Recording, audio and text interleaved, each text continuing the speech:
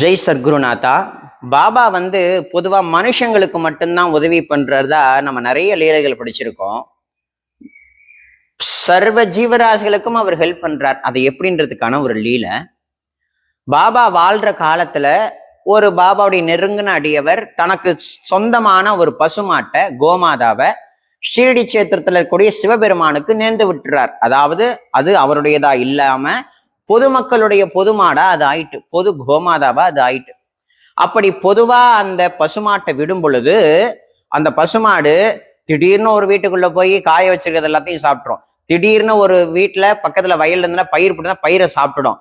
So அதனால ஊர் மக்கள் ரொம்ப கடுப்பாகி தாங்க ஒண்ணாத கவலைக்குண்டாகி யாரு அந்த பசுமாட்டை நேர்ந்து விட்டாரோ அவர்கிட்டயே போய் தயவு பண்ணி ஏதாவது பண்ணுங்க, தாங்க முடியல, எங்களுக்கு வீட்டுல வச்சிருக்கிறது எல்லாத்தையும் தின்னுட்டு போயிடுது, எங்களால வாழ முடியலன்னு சொல்லும் பொழுது அந்த பசுமாட்டை அதே சீடில் இருக்கக்கூடிய ஒரு பெரியாள் மூலமா கோமாதாவெல்லாம் பாதுகாக்கக்கூடிய இடம் இருக்கு, அந்த இடத்துல கொண்டு போய் விட்டுடுன்னு சொல்லி பணமும் கொடுத்து அனுப்பிச்சிருக்கார்.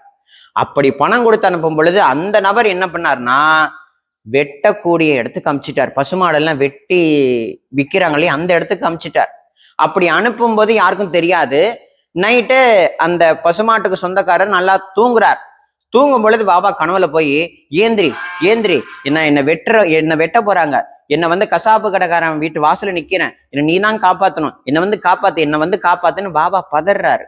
என்னடா பாபா கசாப்பு கடைக்காரன் வீட்டு வாசல நிக்கிறேன்றாரு, ஒன்னும் புரியலேன்னு ஏந்திரிச்சு பார்த்து யோசனை பண்ணி பார்த்தா ஆஹா நம்ம பசுமாட்டுக்கு ஏதோ ஒண்ணு ஆயிட்டுங்கிறது படி பாபா கிட்ட அனுகிரகத்தை பெற்றுக்கொண்டு பசுமாடு எங்க இருக்குன்னு தேட போறாங்க. தேட போனா பக்கத்து ஊர்ல இருக்கக்கூடிய கசாப்பு கடை வீட்டு வாசல்ல அந்த பசுமாடு கட்டி இருக்கு. கட்டி இருக்கும் பொழுது அந்த கசாப்பு கடைக்காரனை 2 திட்டி அந்த பசுமாட்டை கொண்டு வந்ததுக்கு அப்புறம் யார் கொண்டு வந்து விட்டான்னு கேட்கும் பொழுது இவர் நம்பி விட்டார் இல்லையா, அவருதான் இந்த தப்பு பண்ணதாகவும் கடைசியில் அவரை பிடிச்சி காவல் நிலையத்துல ஒப்படைச்சிட்டாங்க. அப்ப பாபான்னு சொல்லக்கூடிய சுவாமி மனுஷங்களுக்கு மட்டும் கருணை காட்டக்கூடியவர் கிடையாது, சர்வ ஜீவராசிகளுக்கும் கருணை காட்டக்கூடிய ஒரு பரமாத்ம ரூபங்கிறத சுவாமி நிரூபணம் பண்ணியிருக்கார். ஓம் சாய்ராம்.